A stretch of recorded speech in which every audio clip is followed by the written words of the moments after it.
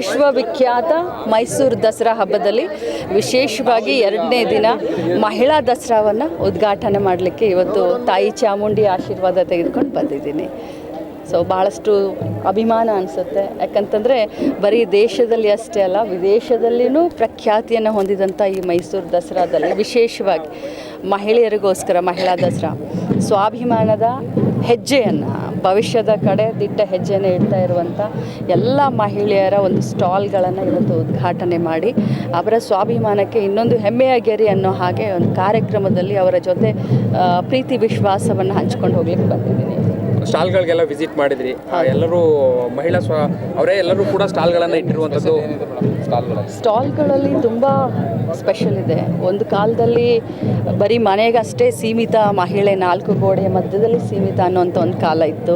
ಅದಾದಮೇಲೆ ಮಕ್ಕಳನ್ನು ಹೆರುವಂಥದ್ದಷ್ಟೇ ಒಂದು ಕಾಲ ಇತ್ತು. ಬಟ್ ಇತ್ತೀಚಿನ ದಿನದಲ್ಲಿ ಪುರುಷ ಪ್ರಧಾನ ಸಮಾಜದಲ್ಲಿ ತಮ್ಮ ಎಲ್ಲರನ್ನೂ ಹಿಡ್ಕೊಂಡು ಪುರುಷರಿಗೆಲ್ಲರೂ ಕೂಡ ಮಹಿಳೆಯನ್ನು ಹೊಸ ಹೆಜ್ಜೆ ಇಡುವ ಹಾಗೆ ತಾವು ಕೂಡ ಎಲ್ಲರೂ ಪ್ರೇರಣೆ ಮಾಡ್ತಾ ಇದ್ದೀರಾ.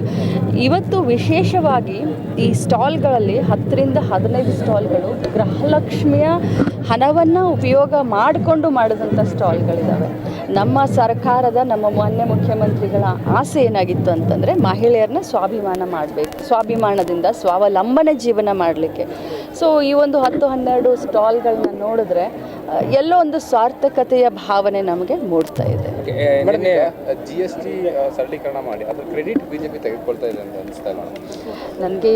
ಈ ಬಗ್ಗೆ ಏನೂ ಅಷ್ಟು ಜಾಸ್ತಿ ಗೊತ್ತಿಲ್ಲ. ಕ್ರೆಡಿಟ್ ಆಗಲಿ ಡಿಸ್ಕ್ರೆಡಿಟ್ ಆಗಲಿ ಹಬ್ಬದ ವಾತಾವರಣದಲ್ಲಿದ್ದೀವಿ, ರಾಜಕಾರಣ ಮಾಡುವಂಥ ಸಂದರ್ಭದಲ್ಲಿ ಮಾಡ್ತೀವಿ. ನಿನ್ನೆ ಬಾನು ಮುಸ್ತಕ್ ಅವರು ಉದ್ಘಾಟನೆಯನ್ನು ಮಾಡಿದ್ರು. ಎಲ್ಲವೂ ಕೂಡ ನಿನ್ನೆ ಸರಾಗವಾಗಿ ಬಹಳ ವಿಜೃಂಭಣೆಯಿಂದ ಆಯಿತು. ಬಟ್ ಈಗ ಅದೆಲ್ಲವೂ ಆದಮೇಲೆ ವಿರೋಧ ಮಾಡಿದಂಥವ್ರು ಕೂಡ ಒಪ್ಕೊಳ್ಳುವಂಥ ಸ್ಥಿತಿ ನಿರ್ಮಾಣ ಆಗ್ತಾ ಇದೆ.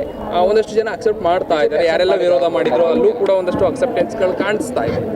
ನೋಡಿ, ನಮ್ಮ ಕರ್ನಾಟಕ ರಾಜ್ಯಕ್ಕೆ, ಭಾರತ ದೇಶಕ್ಕೆ ಹೆಮ್ಮೆ. ನಮ್ಮ ಕರ್ನಾಟಕ ರಾಜ್ಯಕ್ಕೆ, ಭಾರತ ದೇಶಕ್ಕೆ ವಿಶೇಷವಾಗಿ ಒಂದು ಮೈನಾರಿಟಿ ಸಮಾಜದಿಂದ ಬಂದಂಥ ಒಬ್ಬ ಮಹಿಳೆ ಬೂಕರ್ ಪ್ರಶಸ್ತಿಯನ್ನು ಸಾಹಿತ್ಯ ಲೋಕದಲ್ಲಿ ತೆಗೆದುಕೊಂಡು ಬಂದಿರೋದೇ ಒಂದು ದೊಡ್ಡ ಹಿರಿಮೆ, ಗರಿಮೆ.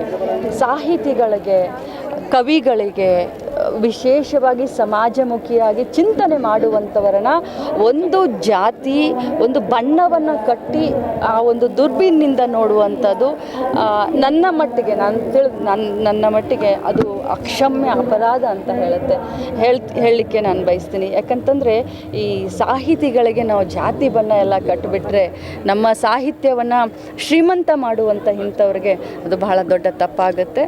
ಅವರು ನಿನ್ನೆ ತಾಯಿ ಚಾಮುಂಡೇಶ್ವರಿಯ ಸನ್ನಿಧಾನದಲ್ಲಿ ಈ ಒಂದು ದಸರಾ ಉದ್ಘಾಟನೆಯನ್ನು ಭಾಳ ವಿಜೃಂಭಣೆಯಿಂದ ಮಾಡಿದ್ದಾರೆ.